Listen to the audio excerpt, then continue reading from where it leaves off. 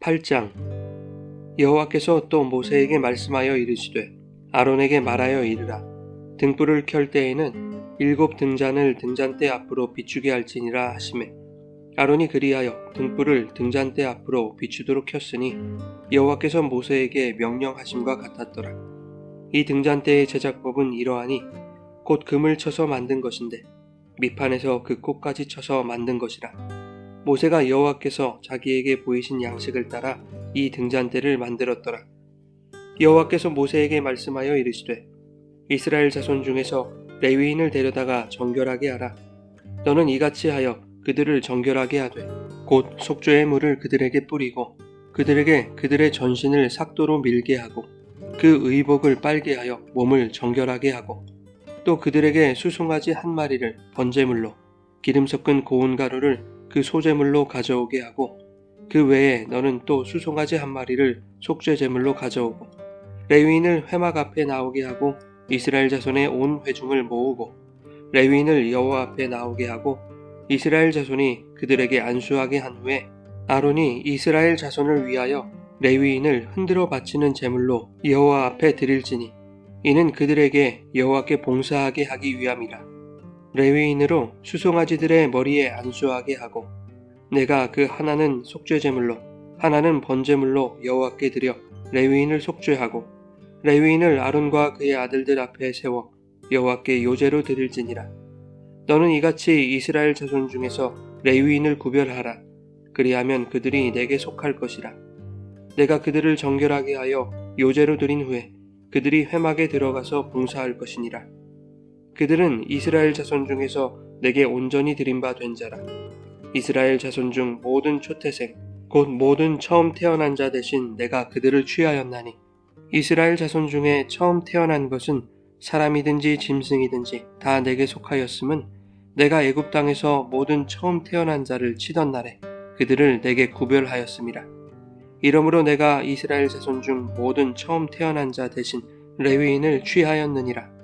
내가 이스라엘 자손 중에서 레위인을 취하여 그들을 아론과 그의 아들들에게 주어 그들로 회막에서 이스라엘 자손을 대신하여 봉사하게 하며 또 이스라엘 자손을 위하여 속죄하게 하였나니 이는 이스라엘 자손이 성소에 가까이 할 때에 그들 중에 재앙이 없게 하려 하였음이니라.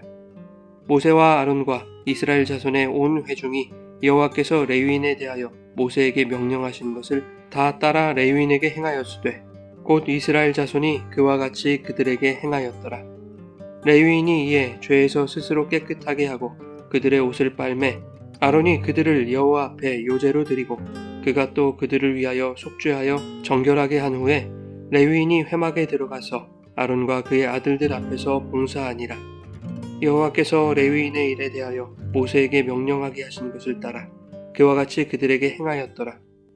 여호와께서 또 모세에게 말씀하여 이르시되 레위인은 이같이 할지니 곧 25세 이상으로는 회막에 들어가서 복무하고 봉사할 것이요 50세부터는 그 일을 쉬어 봉사하지 아니할 것이나 그의 형제와 함께 회막에서 돕는 직무를 지킬 것이요 일하지 아니할 것이라. 너는 레위인의 직무에 대하여 이같이 할지니라.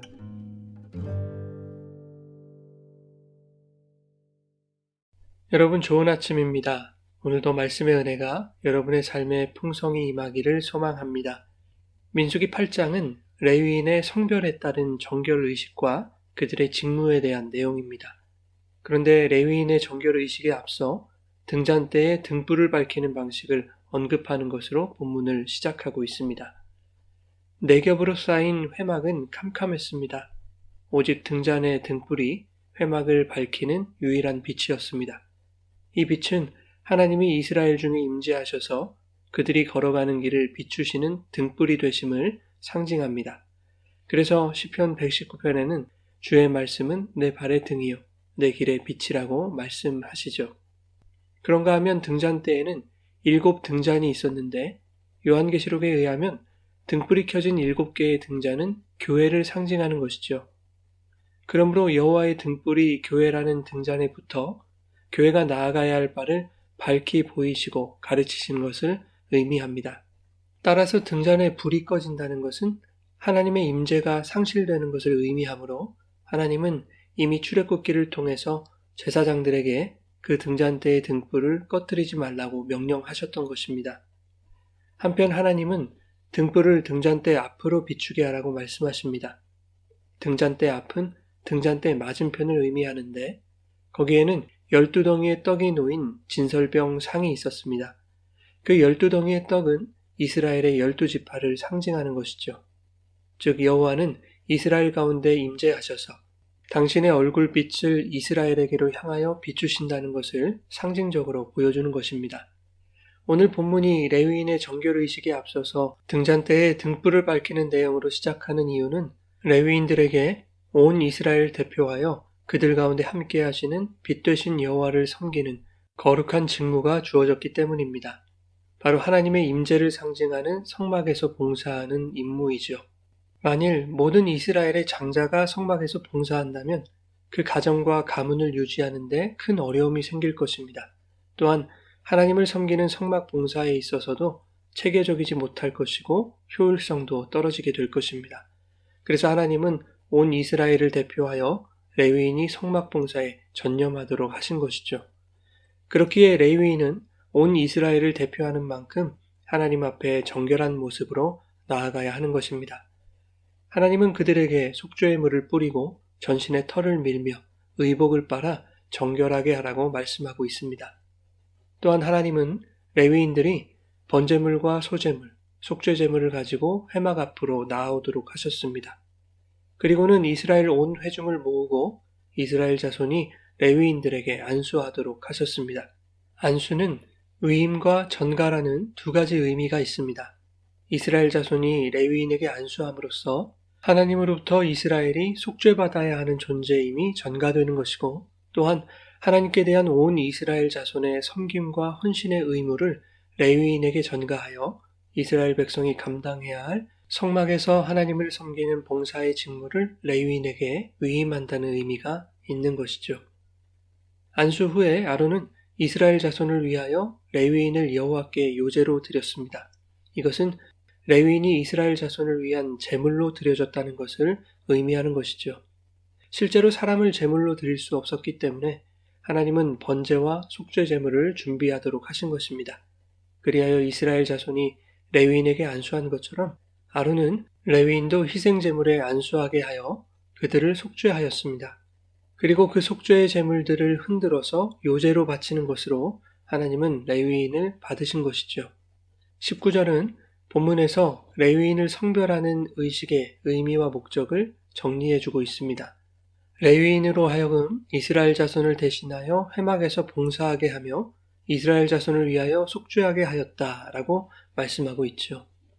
이 정결의식은 그것을 지켜보는 이스라엘 백성에게 시각적인 효과와 신앙적인 도전을 주었을 것입니다. 희생제물의 죽음을 지켜보며 그것이 자신들이 처해져야 했을 현실이었음과 레위인들이 자신들을 대신해서 희생제물로 드려졌다는 것에 감사와 존경심을 갖게 될 것입니다. 이스라엘을 위하여 속죄하고 이스라엘을 대신하여 성막봉사의 거룩한 직무를 감당하는 그 레위인들을 바라보며 이스라엘은 레위인들의 섬김 안에서 자신들 또한 하나님을 섬기는 자로 살아가게 되었음을 인식하며 감사하게 되었을 것입니다. 마지막으로 본문은 레위인들의 정년에 관해서 말씀하고 있습니다. 4장에서 레위인들의 인구조사를 실시했을 때에는 성막에서 봉사할 자의 연령을 30세 이상부터 50세까지로 제한했습니다. 그런데 본문은 25세 이상 된 자가 회막에서 복무하고 봉사하도록 말씀하고 있습니다. 이것이 다윗 시대에는 20세로 그 연령이 낮춰졌습니다. 역대상 23장 3절에 보면 다윗은 30세 이상의 레위인들을 계수하도록 했는데 24절 이하에 보면 실제로 봉사하는 자들의 나이가 20세부터였음을 알 수 있죠. 이것은 아마도 성막봉사의 거룩한 직무에는 꽤 긴 수습기간이 필요했다라는 것을 의미하는 것으로 해석해 볼 수 있습니다. 그만큼 하나님을 섬긴다는 것이 쉬운 일이 아니며 이스라엘을 위해 봉사하는 자리가 가볍지 않다는 것을 보여주고 있는 것이죠. 레위인들 또한 긴 수습기간 동안에 자신을 비우고 내려놓는 쉽지 않은 과정들을 통해서 봉사와 섬김과 희생에 대한 소명의식을 갖출 수 있게 되는 것이죠. 그런가 하면 본문은 은퇴 연령인 50세 이후에도 자기 형제를 섬기는 일로서 회막의 직무를 지속하도록 명하고 있습니다. 50세 이상은 주도적으로 일할 수 없고 그간 쌓아온 지혜와 경험을 바탕으로 젊은 자들을 돕는 일에 헌신하라는 의미인 것이죠. 성직에 있어서 은퇴라는 것은 모든 일을 내려놓는 것이 아니라 주도적인 자리에서 자신이 내려와 다음 세대를 세워가는 일에 헌신하는 것임을 말씀해주고 있는 것이죠. 본문을 통해 우리는 성소의 등불이 이스라엘을 비추는 것처럼 성도의 삶을 비추시는 참 빛이신 예수 그리스도를 묵상하게 됩니다. 주님은 하나님 앞에 거룩하게 성별되시고 우리 모두를 대신하여 하나님께 온전히 바쳐진 희생 제물이 되어주셨습니다. 우리를 위하여 속죄하시고 우리를 위하여 십자가에서 거룩한 직무를 완성하셨습니다. 레위인들이 드린 희생 제물로서 죽어야 할 이스라엘의 실체가 드러났지만 그들을 대신하여 속죄한 레위인 안에서 이스라엘이 사는 것처럼 성도 또한 십자가에 달려 죽어야 할 죄된 실체였지만 오늘도 성도는 우리를 위해 십자가 지신 예수님 안에서 살아가는 은총을 얻게 되었습니다. 이 크신 은혜의 감격이 우리 안에 풍성할 때 성도는 오늘도 예수 안에서 하나님을 위한 거룩한 성직을 살아갈 수 있음에 감사할 수 있는 것이죠. 빛 되신 예수님 안에 있는 성도의 모든 삶이 거룩히 구별된 성직입니다. 교회뿐만 아니라 우리가 속해 있는 세상 속에서의 모든 삶이 성직인 것이죠.